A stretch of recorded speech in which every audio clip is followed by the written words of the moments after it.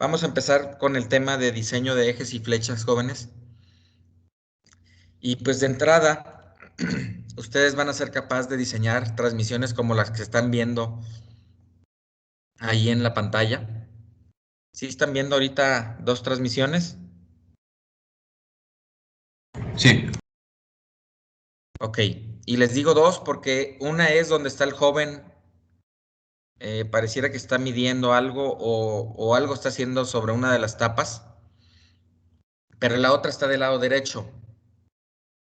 Eh, las dos son carcasas hechas por soldadura.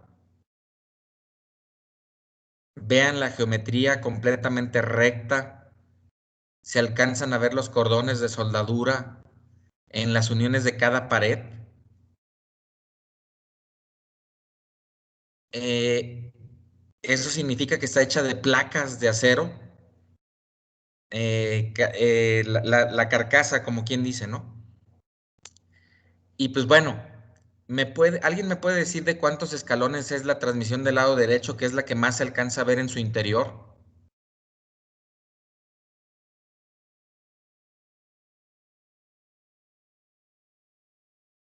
Yo alcanzo a ver 3 escalones. Yo también creo que son 3. Yo veo 4.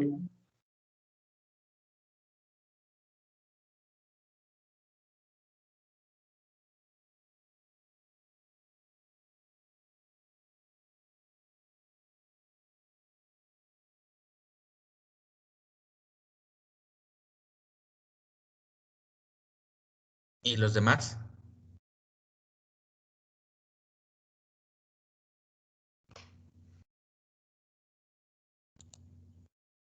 Maite.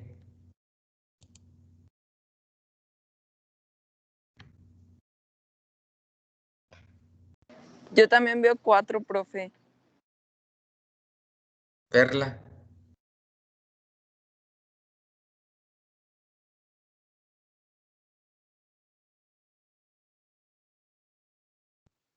Yo veo 3.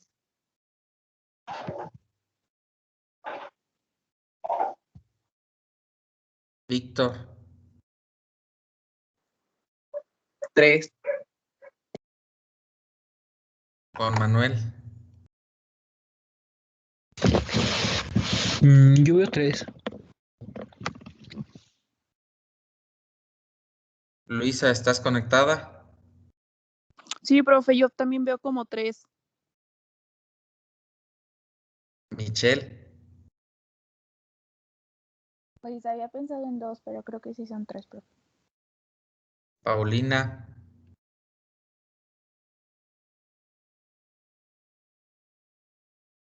Yo veo 3, profe.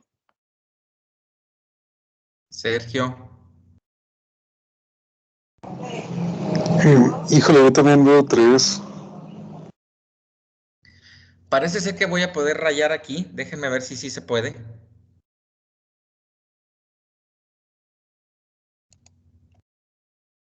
Híjoles, de entrada, síganme con el puntito rojo, ¿sí lo están viendo?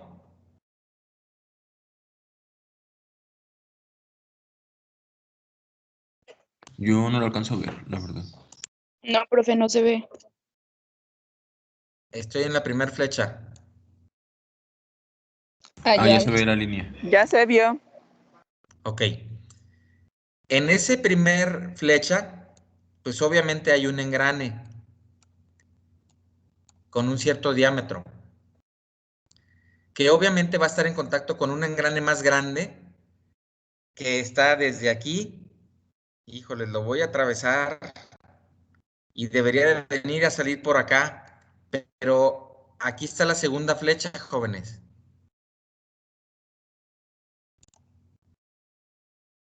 Entonces, el contacto de este primer engrane es con este engrane grandecito que está aquí en la segunda flecha.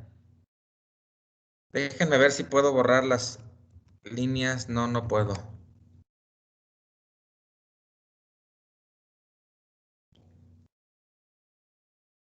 No, no la puedo borrar. Pero en esa segunda flecha está este segundo engrane.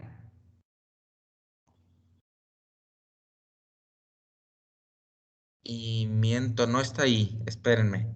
Déjenme regresarme y a ver si puedo.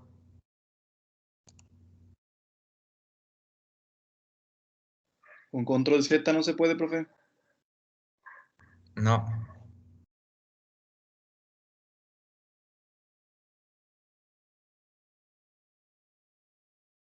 Y no me da opción de borrar. Última de vista, ocultar vista, moderador, pantalla, ayuda.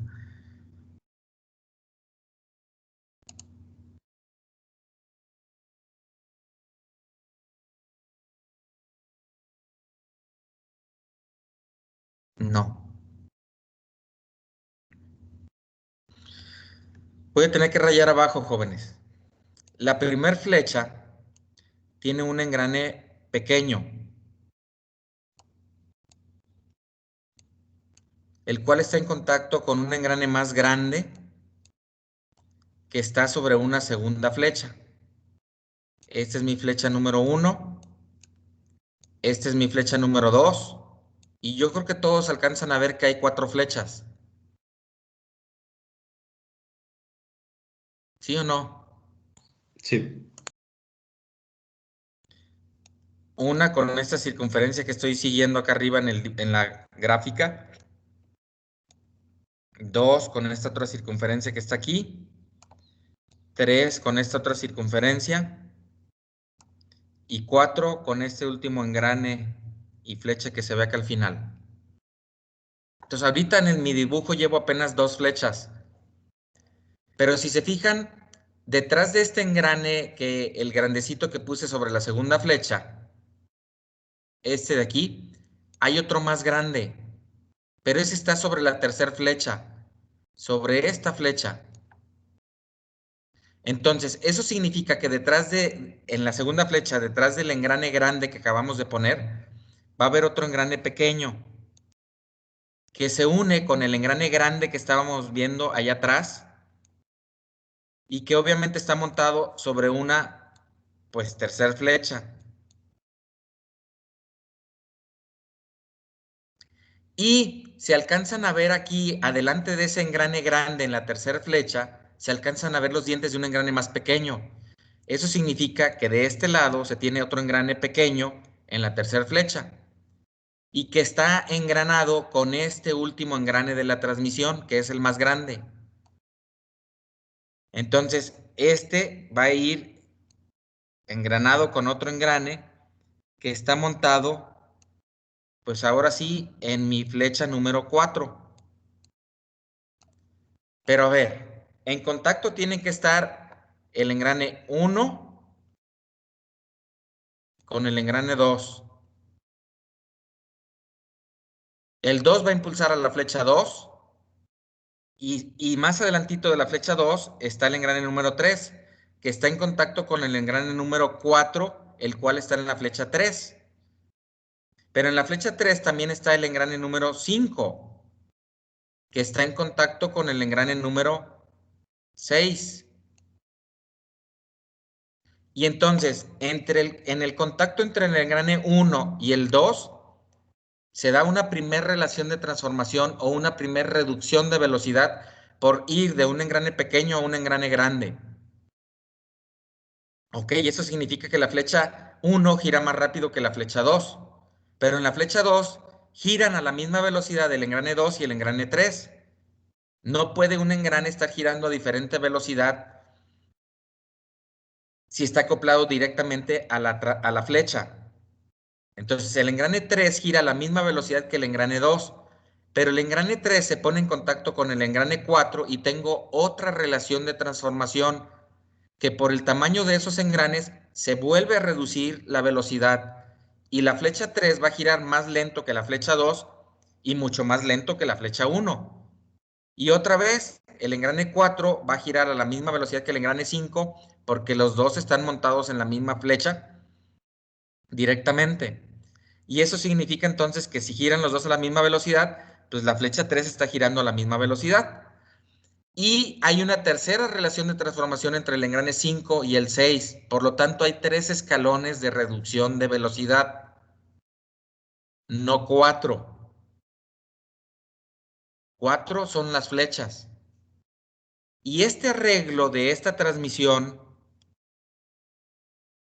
que están viendo aquí, este rectángulo que estoy cerrando ahorita, es el rectángulo que hay en esta transmisión que están viendo en la fotografía, como un cubo que se va a venir a cerrar hasta acá arriba. Cuando le pongan la otra tapa. ¿Se entendió? Sí, profe. Sí, profe. Ok. Resulta ser, jóvenes, que ya habíamos leído nosotros en el libro del Chigley qué es un eje y qué es una flecha, y creo que también que era un árbol. Pero bueno, en sus apuntes en el capítulo 4 viene en el tema de ejes y flechas, el segundo capítulo, perdón, no es el tomo número 4, es el tomo número 3. En el segundo capítulo del tomo número 3, que es el capítulo de ejes y flechas, viene estos conceptos. Eje, solo sirve de soporte para elementos y puede estar en reposo o girar.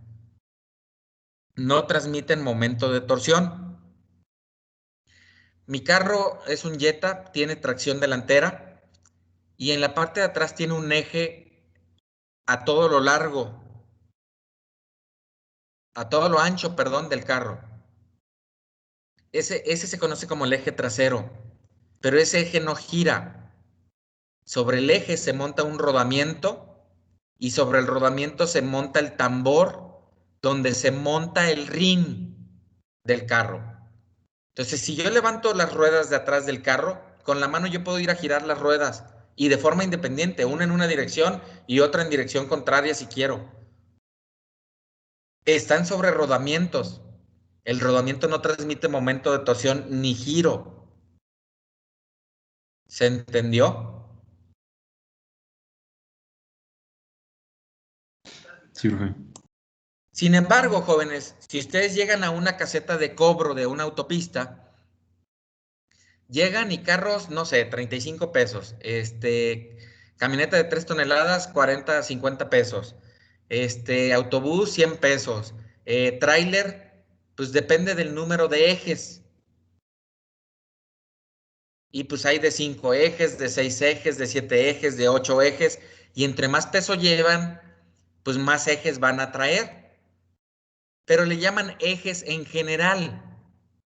Cuando uno de esos ejes que le están llamando ellos, en realidad son flechas. ¿Por qué? Porque van a transmitir el momento de torsión a las ruedas para poder impulsar el tráiler. Leo el concepto de flechas. Sirven principalmente para la transmisión del momento de torsión y por esto están sujetas a torsión o a flexión y torsión. ¿Por qué a torsión y flexión?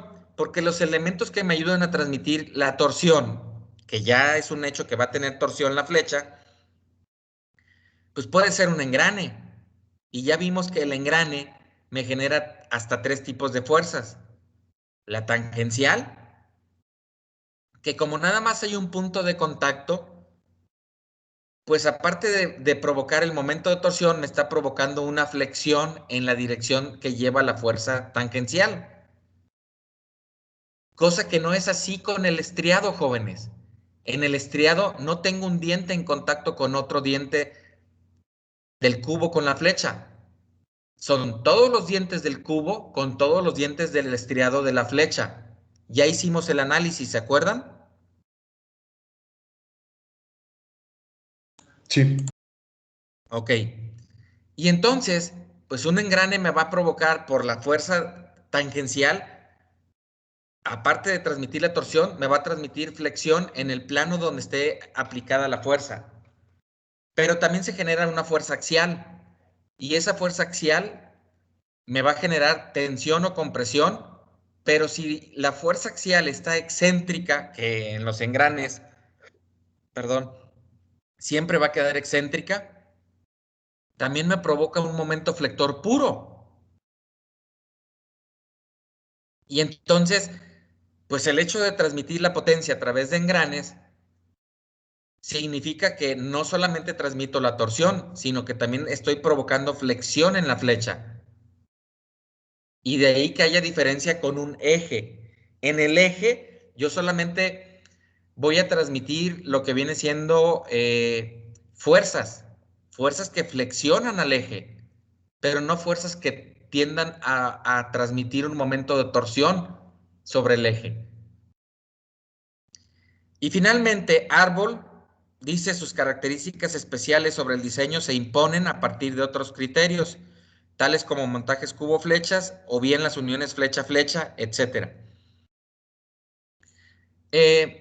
Por ejemplo, el árbol de levas, jóvenes. Al cigüeñal también se le conoce como árbol, pero es más conocido como cigüeñal. Pero me voy con el árbol de levas. En el árbol de levas, ustedes le dan movimiento al árbol de levas y la potencia de repente sale a través de una leva para mover una válvula de un pistón. Pero en un instante después va a ir a abrir o cerrar otra válvula de otro pistón. Y si son un motor de 4 pistones, pues en diferentes tiempos va a ir a abrir y cerrar otras válvulas y en diferente posición. Entonces, las flechas que acabábamos de ver de la transmisión anterior, de esta transmisión, pues yo ya sé que la potencia, voy a volver a rayar, que la potencia entra aquí en la transmisión, la transmito hasta el primer engrane, del primer engrane va a saltar al segundo engrane, a la segunda flecha, en la segunda flecha la transmito hasta el tercer engrane, del tercer engrane la transmito al cuarto engrane, del cuarto engrane a través de la flecha número 3 al quinto engrane, del quinto engrane al sexto engrane, y del sexto engrane, pues lo pudiera sacar hacia la derecha de esa transmisión y ya salimos con la potencia de la transmisión. Pero entonces podemos ver que aquí se transmite la potencia en la flecha 1, en la flecha 2, en la flecha 3, en la flecha 4. Y entonces todas son flechas. Sin embargo, jóvenes, les decía que el concepto de árbol es de que tiene ciertas características especiales. Aquí en estas flechas de esta diapositiva que están viendo, tenemos una entrada bien definida y una salida bien definida. Claro, en el árbol de levas también, pero la potencia ya sabemos dónde entra y que va a salir en el pistón 1 si voy a abrir las válvulas del pistón 1, que va a salir de repente en el pistón 3 si abro las válvulas del pistón 3, que va a salir después en el pistón 2 si abro las válvulas del pistón 2, que va a salir en el pistón 4 si abro las válvulas del pistón 4. Pero vean cómo el punto de salida de la potencia va saliendo en diferentes puntos.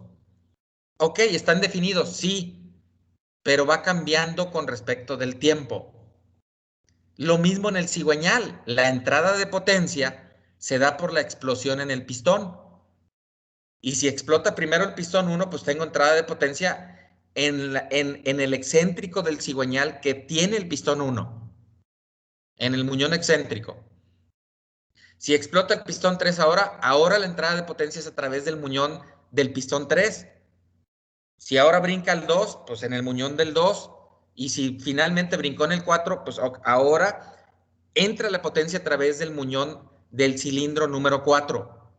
La salida ya sabemos que va a salir siempre por el mismo lado, que es a través del volante de inercia del motor. Pero la entrada de potencia fue cambiando en diferentes instantes del funcionamiento del motor de combustión interna. Entonces, eso lo hacen especiales, flechas especiales. ¿Van a transmitir potencia? ¿Van a tener flexión? Sí, pero lo hace especial como un árbol. Un árbol crece y le van saliendo ramas. Y a esa rama le van saliendo hojas, pero en diferente posición. Creo yo que por eso la semejanza con el nombre que le están dando de árbol. Para que entonces pueda tener potencia, entrada de potencia en diferentes puntos, o bien salida de potencia en diferentes puntos. ¿Se entendió?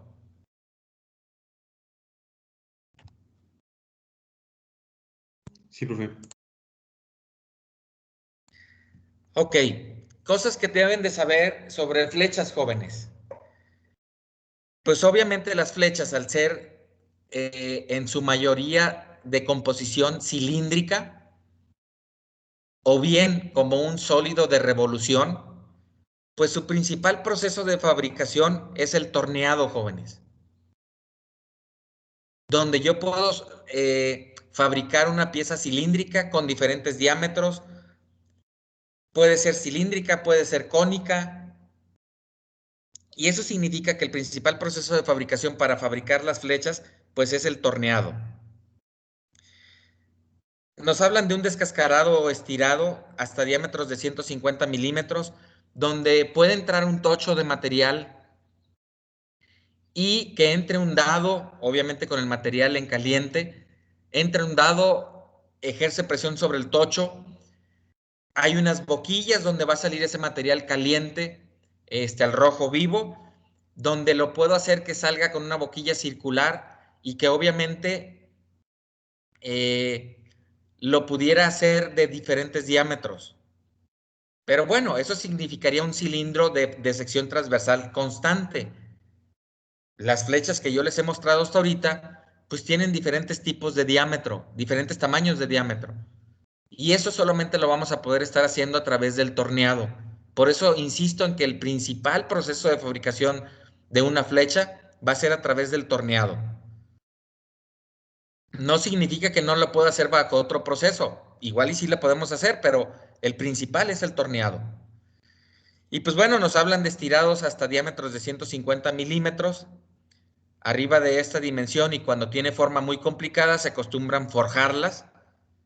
Dado que arriba de esa dimensión el material pues tiende a ser muy dúctil y entonces sería una flecha muy flexible. Y para que sea más rígida, pues se opta por el forjado. Los muñones, dependiendo de las exigencias, se tornean, rectifican, pulen, rolan y lapean. En el caso del cigüeñal, jóvenes, en el caso del árbol de levas, se someten a todos estos procesos que están hablando ahorita, de torneado, rectificado, pulido, rolado y lapeado. Y pues bueno, materiales para fabricar flechas, se utilizan los que están en esta tabla y depende principalmente del tipo de esfuerzo al que se sujete y a la rigidez que se exija, es decir, a la deformación que se le exija a la flecha. Sin embargo, hay que ver qué características tiene cada material. En esta tabla pueden ver la designación de la ISO, que esa designación de la ISO también la tenía la norma DIN, la norma alemana. Sin embargo, esta designación, jóvenes, ya es viejita. Ya cambiaron las designaciones con las nuevas normas de la Unión Europea, porque la Unión Europea se dedicó a unificar las designaciones de los aceros pues en todos los países de la Unión Europea, y no que Francia tenía su propia designación, Alemania la suya, Italia la suya, España la suya, y pues terminaban teniendo tutti frutti, ¿no? Entonces, como Unión Europea se unieron para poder dar la misma clasificación. Claro, hay un equivalente para la norma española, hay un equivalente para la norma DIN, hay un equivalente para la norma japonesa, aunque Japón no está obviamente en la Unión Europea, pero también hay una equivalente para la norma americana. Y entonces ahí tienen en la segunda columna pues la equivalencia de los aceros según la norma ISO con los aceros de la norma americana. Más o menos el límite, el intervalo de límite de ruptura que tienen esos tipos de acero, la dureza en grados Brinell, entre paréntesis en grados Vickers, de la capacidad que puede ser endurecida la flecha en este caso. Y si se fijan, posteriormente viene la resistencia a la flexión, pero curiosamente viene la resistencia a la flexión alternativa y la resistencia a la flexión en el umbral o pulsante. Y no nada más viene a flexión, sino que también viene a torsión.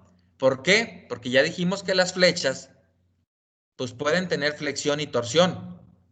Ah, pero también tenemos flechas que solamente pueden transmitir torsión, como lo es la flecha Cardán, que ya analizamos anteriormente, y que el esfuerzo al que se somete la flecha Cardán es torsión pura. Entonces, por eso tengo ahí la resistencia a la torsión exclusivamente para ese tipo de flechas. Ah, pero también tengo ejes que solamente están sometidos a flexión. Ah, pues entonces utilizo la resistencia a la flexión. Y pues bueno, me regreso. Aceros estructurales, ST 52, 50, 60, 70. Aceros al carbono, C22, C35, C45. Aceros de baja aleación, que son al cromo molibdeno, al cromo, o bien al manganeso cromo. Y finalmente el penúltimo también se saltó ahí, el acero al carbono C15. Y pues bueno, los aceros al carbono en la designación de la norma AISI empiezan con el número 10 y de ahí que empiecen 1022, 1035, 1045, 1015. El segundo par de números, si primero dije el 10, porque es acero al carbono, el segundo par de números corresponde con el porcentaje de carbono, que sería por 100, entonces sería 0.22% de carbono, 0.35, 0.45 y 0.15. Vean la norma de la ISO, los aceros al carbono empiezan con la letra C y directamente viene el porcentaje también del contenido de carbono. En el caso de los aceros al cromo molibdeno, la norma ISO lo aclara rápidamente y el 25 es el porcentaje de carbono y el 4 que está ahí sí ya tenemos que entrar a tablas, es un factor que se aplica para poder calcular cuánto contenido de cromo y cuánto contenido de molibdeno tendría ese tipo de acero. Híjoles, si me voy con la norma AISI, ese tipo de acero es 4130. El 41 es para decir que es un acero al cromo molibdeno y el 30 es el porcentaje aproximado del contenido de carbono. Pero no me habla ni siquiera de los porcentajes del cromo o molibdeno o con qué factor voy a poder encontrar el contenido de esos elementos aleatorios de un acero de baja aleación. El de acero al cromo se empieza con el número 51. Vean, el 35 con el 34 se asemeja en el porcentaje de contenido de carbono. El 16 molibdeno cromo 5 es un acero al manganeso cromo. Debe empezar con el número 31 en la norma ISI. Y ahí el 35 está completamente variado con respecto del 16. Entonces, pues sí, cada norma plantea una forma diferente de designar el tipo de acero y pues ahí tendrían ustedes que estar, dependiendo del trabajo que se les llegue a ofrecer en el futuro, pues tendrían que tener la información del tipo de acero bajo la norma que lo quieran trabajar. Y obviamente, tratar de buscar, por ejemplo, los valores de resistencia, ya sea para que ustedes hagan el diagrama de Goodman modificado o bien el diagrama de Schmidt que ya vimos y puedan sacar los valores de resistencia tanto a la flexión como a la torsión, o para cualquier valor, ya sea alternativo, pulsante o cualquier valor de esfuerzo medio.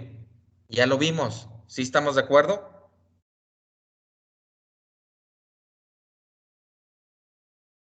¿Sí o sí?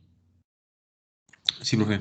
Sí, profe. Para terminar la tabla, los primeros aceros que aparecen en la columna de la ISO terminan con la letra B, que son aceros para construcción, ya lo había dicho. Los de la letra C, la mayoría de todos ellos tienen la letra V, que son aceros bonificables, es decir, que aceptan un tratamiento térmico de bonificado. Y los que tienen la letra E aceptan un tratamiento de cementado. Y eso nos puede dar diferentes características de resistencia de los materiales. Eso ya lo vieron en Ingeniería de Materiales 1 y 2, no me entretengo. Debido a la función tan importante de la flecha, la cual se compara con la espina dorsal de nuestro cuerpo, pero para una máquina, pues se debe de tomar en cuenta la forma que tiene para la conducción y la transmisión de fuerzas y momentos. Y sobre todo, hay que poner especial atención en los efectos de entalladura. A ver, ¿qué significa esto? Sí, nuestra flecha ya dijimos que en su mayor parte podría ser cilíndrica, pero que no puede tener una sección transversal constante. ¿Por qué? Porque ya vimos que esa flecha la tengo que fijar axialmente. Y también ya vimos ejemplos de cómo puedo fijar axialmente. Y para poder fijar axialmente, me aprovecho de hacer escalones en la flecha. Eso significa que ya cambié de diámetro en la flecha. Voy a tener un diámetro menor en ese escalón y un diámetro mayor. Y entonces, dependiendo de qué tanto brinquen en esos escalones, ustedes van a provocar un efecto de entalladura. Un efecto de entalladura que significa que se va a incrementar el esfuerzo considerablemente en ese cambio de sección. ¿Les suena conocido eso que estoy diciendo?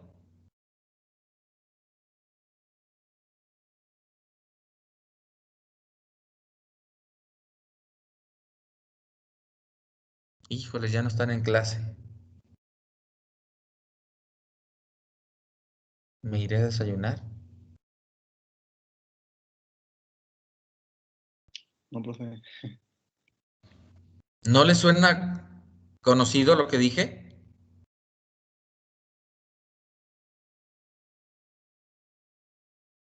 ¿O no están en clase? A ver, ¿puede repetirlo, por favor? ¿Qué? Lo que digo. O sea, ¿es en serio que no están en clase? No, sí, pero quisiera escuchar otra vez. Para eso se está grabando el video. ¿En la concentración de esfuerzos, ingeniero? Así es. Tema que vieron en el semestre pasado en diseño mecánico A. ¿Sí o no? Sí. Sí. Entonces, si nosotros provocamos, diseñando una flecha, provocamos un cambio en la sección transversal, pues debemos de tener cuidado y analizar ese cambio de sección transversal. ¿Por qué? Porque estoy provocando un efecto de entalladura.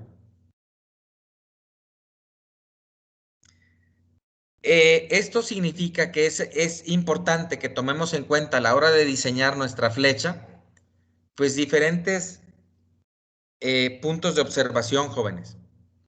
Y, pues aquí vienen. De entrada, los ejes en reposo se pueden fabricar mucho más delgados y ligeros que los que giran, dado que pueden tener esfuerzo estático o dinámico. Si es estático, con menor material y por lo tanto más ligero. Si es dinámico, con mayor material y es un poquito más pesado. Aunque se use acero de alta resistencia, la deformación será la misma que la del otro acero, de menor resistencia, dado que los dos tienen el mismo módulo de elasticidad y por lo tanto el módulo de elasticidad, jóvenes, es la característica de que ante una fuerza aplicada, qué tanta deformación se obtiene en la zona elástica para el material que se le aplicó la fuerza. Y todos los aceros tienen el mismo módulo de elasticidad, jóvenes. Por lo tanto, la deformación tenderá a ser la misma. ¿Qué significa esto? Pues sí, tengo mayor rigidez con un acero que con un aluminio, que con un bronce. Entonces, no es lo mismo hacer una flecha de bronce o de aluminio que una de acero. Ahí sí puedo tener menor deformación con la de acero. Sin embargo, con diferentes tipos de acero voy a tener la misma deformación, mas no la misma resistencia. Y ahí es donde tenemos que jugar con esos conocimientos y conceptos para poder seleccionar el material adecuado. Las flechas huecas representan más que un ahorro de material, ya que el esfuerzo de torsión aumenta con el diámetro y en el núcleo generalmente está sujeto a un esfuerzo muy pequeño de torsión. De ahí que entonces la flecha cardán pues sea muy conveniente hacerla hueca con un espesor de material que sea capaz de transmitir el momento de torsión sin una deformación excesiva de la flecha.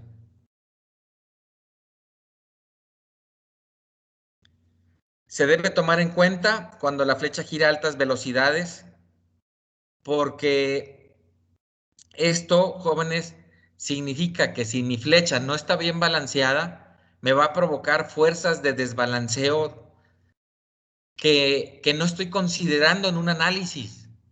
¿Por qué no la voy a considerar, jóvenes? Porque si el torno está bien alineado y yo fabrico en el torno mi flecha, la flecha tiene que estar bien balanceada.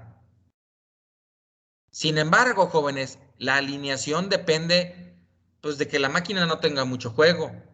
Ok, una máquina que no tenga mucho juego significa una precisión alta. Mandar fabricar una flecha en un torno de alta precisión, pues me va a costar mucho más dinero que la flecha que puedo mandar fabricar al lado de la esquina de mi casa, del torno que está ahí a la vuelta de la casa. El tornero que está ahí a la vuelta de la casa ni siquiera tiene anclado el torno. No le hizo una base para que quedara rígidamente cimentado, bien cimentado el torno en el piso.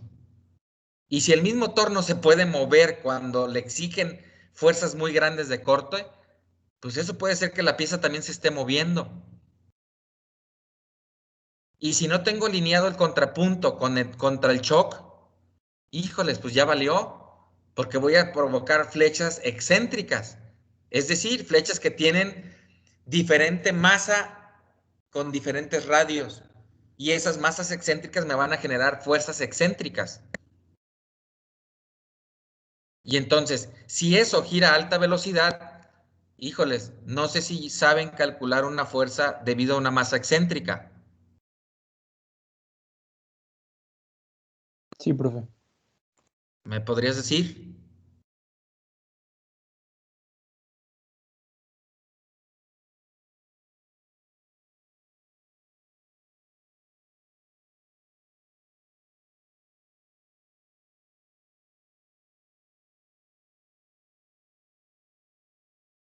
A ver, era... ¿Alguien que acabe de llevar vibraciones mecánicas?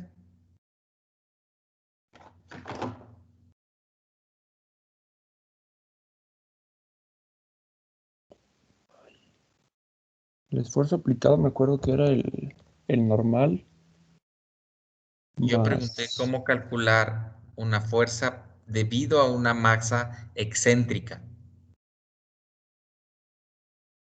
A ver.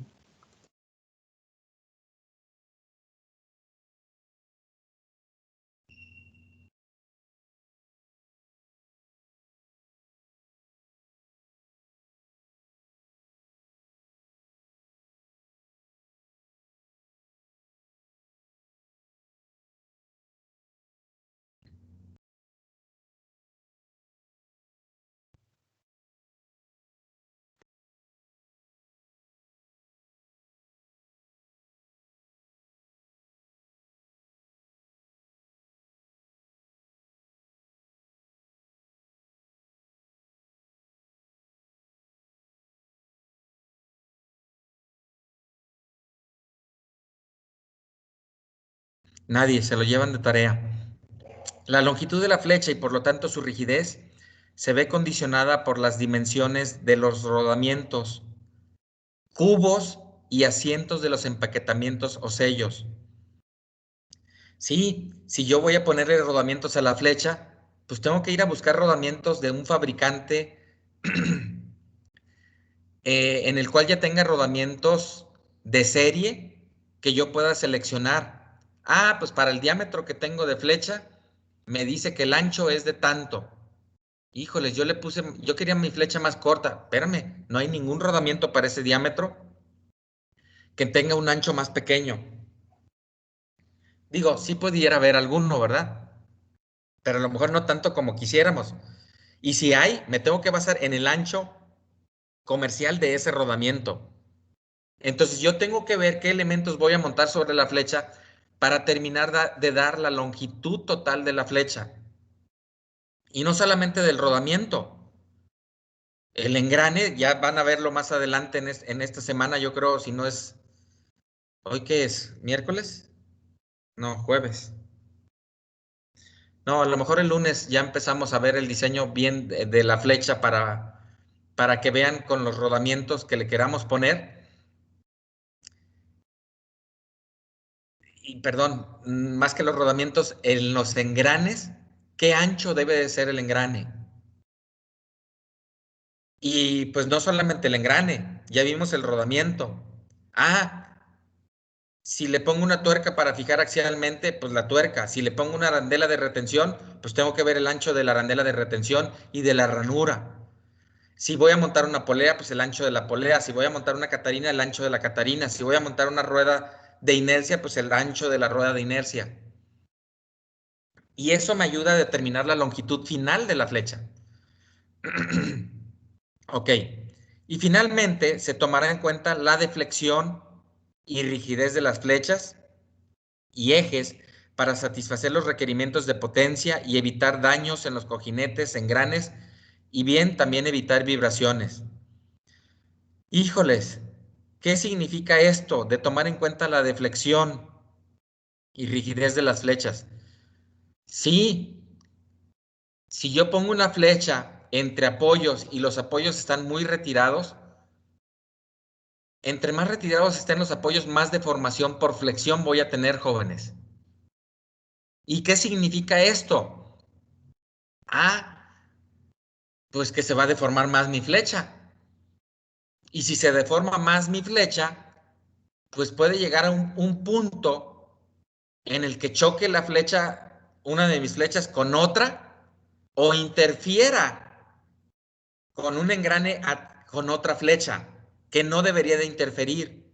Entonces tengo que tener mucho cuidado en esa intervención de mi flecha con otras flechas o con otros engranes, porque no puedo permitir que un engrane talle a la flecha que está arriba o abajo de él.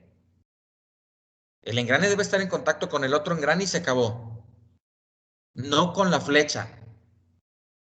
Solamente con la flecha donde está montado. Y pues bueno, estas deformaciones nos van a llevar a que podamos determinar cuál es la frecuencia crítica de oscilación, ya sea a flexión o a torsión. Y con esto, jóvenes, toco un tema muy importante para cualquier ingeniero mecánico, porque si ustedes excitan para que una pieza vibre a una frecuencia propia, se cae en lo que se le llama el fenómeno de resonancia. Y un fenómeno de resonancia significa una acumulación de energía que tiende a infinito. Una acumulación de energía para deformar a una flecha que tiende a infinito. Híjoles, no hay ningún material en la Tierra todavía, hasta ahorita descubierto, que me permita que yo lo deforma de forma infinita. ¿O sí? No. ¿Y qué va a pasar antes de que quiera yo llevarlo a la deformación al infinito?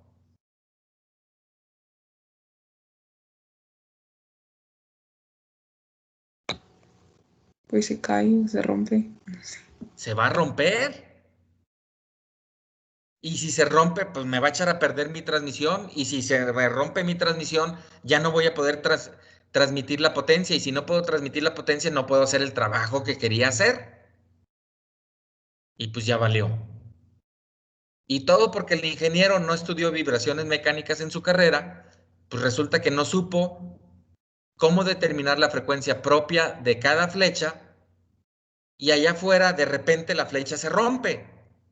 Oye, pero espérame, mira, los esfuerzos me dicen que la flecha está sobrada. Sí, sí está sobrada, pero no identificaste la frecuencia de resonancia.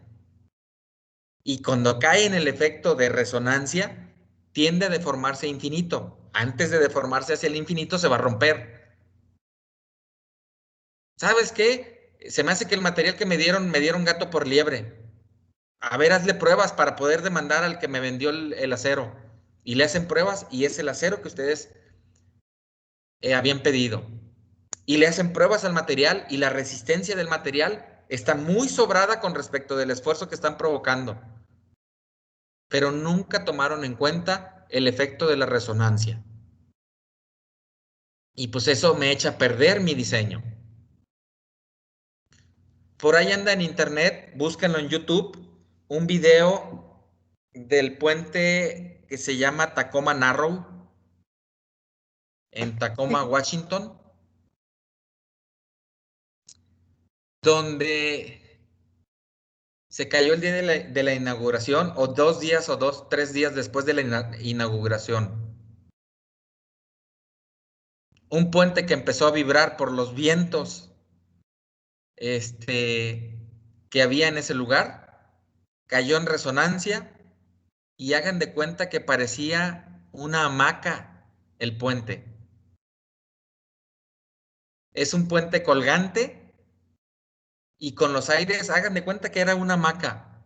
Y pónganle un carrito y pónganle gentes arriba y ya se han de imaginar cómo se ven los carros y cómo se ve la gente con el puente meciéndose como si fuera una hamaca. Cayó en resonancia, pum, se rompió y se cayó. Está en YouTube, búsquenlo. Puente Tacoma Narrow. Narrow, así como lo están escuchando, doble R y W al final. Y pues ahí lo ven para que vean lo que puede provocar un efecto de resonancia. A lo mejor la flecha me iba a costar 1,000 pesos. Híjoles, el puente costó millones de pesos o de dólares y se rompió y se cayó. Y pues bueno, tienen aquí en su pantalla una imagen de una flecha. ¿Alguien que me la describa, por favor?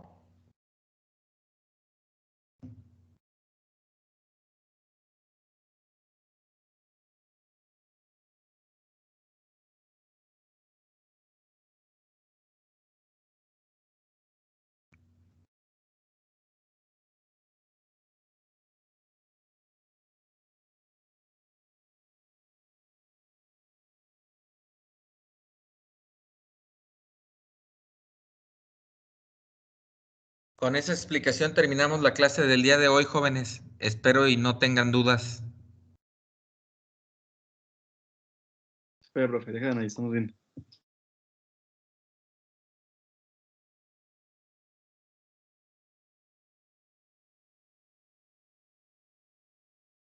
Pues tiene cambios de sección y de izquierda a derecha tiene, para empezar, una tuerca con una arandela de seguridad que sostiene una polea. La polea es de tipo para banda trapezoidal y a la vez se sostiene con una cuña. Más que se sostenga, se sostiene con la tuerca, pero la cuña le ayuda a transmitir el momento de torsión hacia la flecha. Sí, vas bien. Ok, luego a la derecha hay otro cambio de sección para otra tuerca con otra arandela de seguridad que sostiene un rodamiento de bolas con doble hilera. Y después sigue como... se me fue el nombre de los separadores que hay ahí, pero es para que no haya cargas o movimientos axiales en el rodamiento. Y En el rodamiento sí, en la flecha no. ok, bueno, y después hay otro... Porque si el engrane del lado derecho es helicoidal, puedes enviar esa fuerza axial a través de ese anillo de separación a la pista interior del rodamiento. Puesta esa fuerza axial en la pista interior más la radial, ahora sí, de forma inclinada vas a poder transmitir la fuerza resultante en el rodamiento hacia la pista exterior. En la pista exterior vas a poder sacar la radial así derechito de forma vertical, pero va a tener que haber algo en la carcasa para poder transmitir la fuerza axial de forma horizontal, como ya lo estuvimos viendo anteriormente. ¿Sí? Sí. Síguele. Ok, después de ahí sigue, bueno, el anillo de separación que mencionó. Y después sigue el engrane, que creo que es, bueno, es cilíndrico, creo que recto. Y transmite el momento de torsión con una cuña también. Y después hay otro cambio de sección. Sí, hay un cambio de sección en el que tiene un barreno. Ese me imagino que es que fue para algún soporte o algo. Es Y para bueno, lubricación. ok. Y después sigue otro rodamiento de bolas de una sola hilera que está también montado con un anillo de seguridad. ¿Y qué más? Bueno, está el cambio de sección para el anillo. Y al final ya nada más tiene, bueno, tiene los dos chaflanes en ambos lados la flecha y tiene el soporte donde se torneó. ¿Cómo que en ambos lados? A la izquierda, en donde empieza Ajá. la tuerca para la polea, está el chaflán. ¿Sí? Y acá del lado derecho también donde termina la flecha. ¿Y para qué son esos chaflanes, jóvenes?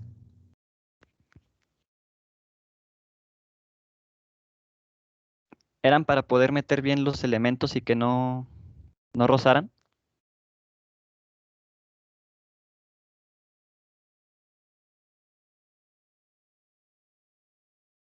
¿Ya tornearon su martillo? No. Sí.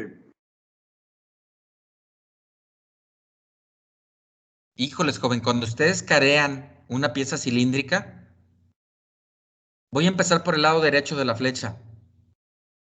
El capuchoncito semiesférico que se ve ahí no es más que una conexión para poder meter aceite por ahí o grasa. Es como si fuera una grasera. Pero si quitan esa grasera, pues tienen la primer superficie vertical de la flecha, que luego se ve el chaflán y se ve la segunda línea de la flecha.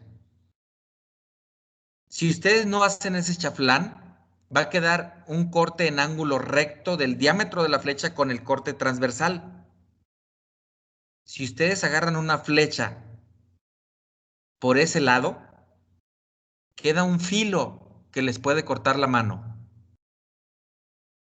Y ese chaflán les sirve principalmente para que no se corten la mano.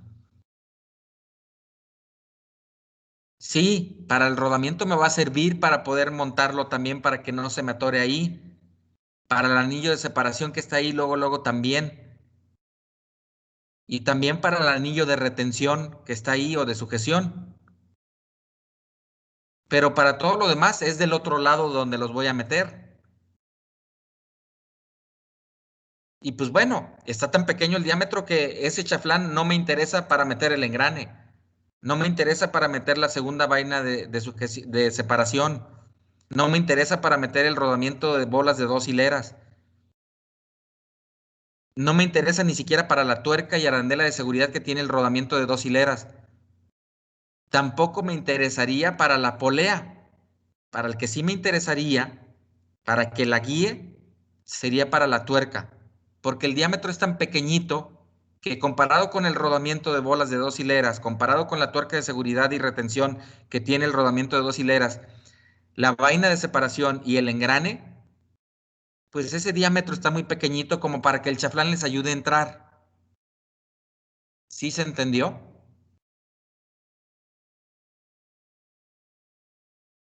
Sí, ingeniero. Sí, profe. Y pues bueno, jóvenes, esa es la primer flecha que pudiera ser de esta transmisión. Y vean todo lo que tenía.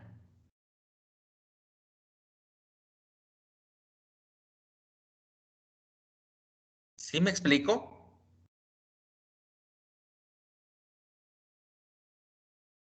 Y les acabo de decir al principio de la clase, ustedes van a ser capaces de diseñar una transmisión como la que están viendo en pantalla.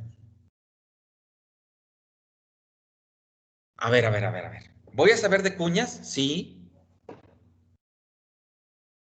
¿De poleas? Ya vieron poleas y bandas el semestre pasado, ¿no? Sí. Sí. De tuercas y tornillos, ¿ya lo vieron el semestre pasado, sí o no? Sí. De rodamientos, ¿ya lo vieron el semestre pasado, sí o no? Sí.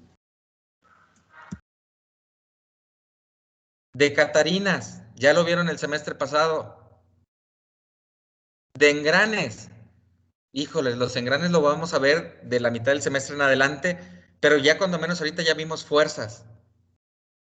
Y la vaina de separación no es más que un tubito que me ayuda a transmitir una fuerza axial, al cual ese tubito lo voy a someter a un esfuerzo de compresión. Ya lo vieron en mecánica de materiales. Lo único que no han visto es cómo diseñar la flecha. Pero ahora lo que tenemos que hacer, jóvenes, pues es calcular ese diámetro mínimo que me ayude a transmitir la potencia que yo quiero transmitir. En el caso de una flecha. Si es un eje, pues ¿saben qué? Yo necesito saber el momento flector que puedo provocar para poder diseñar el eje. O qué fuerzas va a transmitir para diseñar un eje y ver qué momentos estoy generando y por lo tanto qué esfuerzos. Entonces, ese conocimiento que ya tenemos, jóvenes, si lo juntamos, me van a poder ayudar a diseñar esa flecha que tenemos ahí. Y pues bueno, ya son las 10. Mañana empezamos con el diseño. Voy a empezar con estas fórmulas que están viendo ahorita en pantalla, que nos van a ayudar a diseñar y a calcular el diámetro mínimo de una flecha en función del tipo de esfuerzo que se le vaya a provocar. Si no hay preguntas, los veo mañana. Hasta mañana, ingeniero. Gracias. Gracias, profe. Gracias, profe. De nada, cuídense. Gracias, profe. Buen día. De nada, hasta mañana.